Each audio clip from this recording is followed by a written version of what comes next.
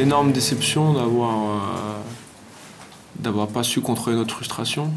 Et je suis très déçu de ce qu'on a proposé en deuxième mi-temps, tout simplement. Voilà, ce qu'on fait en attaque en deuxième mi-temps, c'est très pauvre. C'est des 1 contre 2, des 1 contre 3 parfois. Voilà, on s'est énervé. On n'a pas su contrôler cette frustration. Et c'est ça que je regrette le plus, parce que c'est comme ça, le basket c'est comme ça, et un sportif de haut niveau, il y a des frustrations, et des fois il y a un coup de sifflet qui ne nous plaît pas, des fois il y a un changement, le coach nous met dehors et ça ne nous plaît pas. Il faut qu'on soit capable de contrôler nos frustrations. On a certains joueurs qui sont sortis du match, qui n'ont pas bien joué, qui n'ont pas fait des bons matchs par rapport à ce qu'ils ont fait la semaine dernière. Il n'y a rien à voir, certains joueurs, dans leur production individuelle, je parle, avant de parler du collectif, parce qu'ils se sont énervés, parce qu'ils ne sont pas restés sereins, concentrés sur ce qu'ils avaient à faire, sur les différentes options de jeu qu'on avait préparées, pour certaines qui ont très bien marché en première mi-temps, et on ne revient pas dessus. Voilà, c'est ça qui est frustrant, c'est ça qui est très frustrant sur le match. Et aujourd'hui, avant de dire on a joué les yeux dans les yeux contre l'Asvel pendant certains temps, je suis hyper frustré du fait qu'on n'ait pas su garder notre concentration, tout simplement. On le sait très bien, mais après, une fois qu'on le sait, il ne faut pas non plus... il est comme ça et on accepte la fatalité. Non, à un moment donné, il faut qu'il y ait des joueurs. S'ils veulent avoir un rôle plus grand, vous parlez de Kevin Dinal, qui pour moi a fait un très grand match à Dijon, mais vraiment. Et si à un moment donné, il veut avoir un rôle plus grand, je le connais bien, donc je vais me permettre d'en parler, dans une équipe de proie, il faut qu'il arrive à contrôler sa frustration. Parce qu'aujourd'hui, je pense que c'est très bien en backup 4, c'est super, on est content de l'avoir.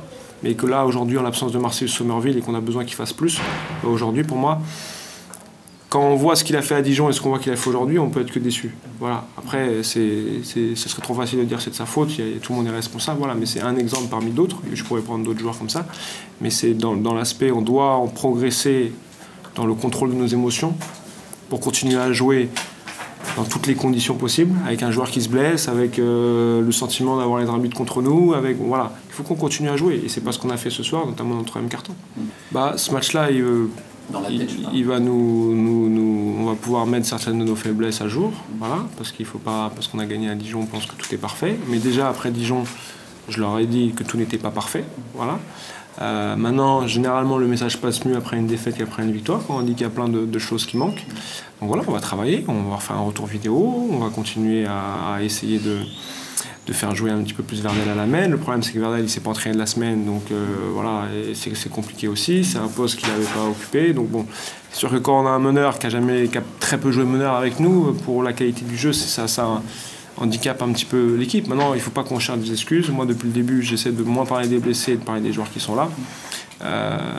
Vu ce qu'on a fait en première mi-temps, je suis hyper déçu de notre deuxième mi-temps. Après, mon sentiment aussi, c'est qu'à la première mi-temps, on devait être à +8 et pas à +1. Si on avait mieux géré 2-3 trucs, et si on avait eu 3 coups de sifflet pour nous, on aurait dû être à +8 et pas à +1.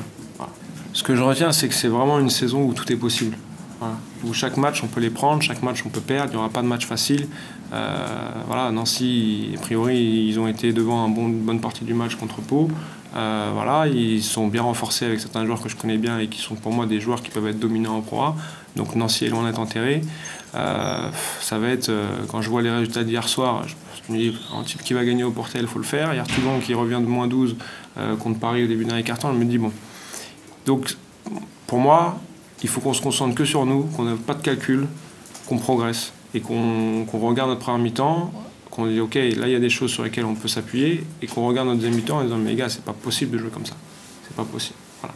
Après, je vais pas faire un bilan de la phase aller alors que la situation pour moi est un peu compliquée, voilà, mais il faut continuer à travailler. On a 15 jours de break, on a 2 matchs, on aura de nouveau 15 jours de break à cause de la Leaders Cup.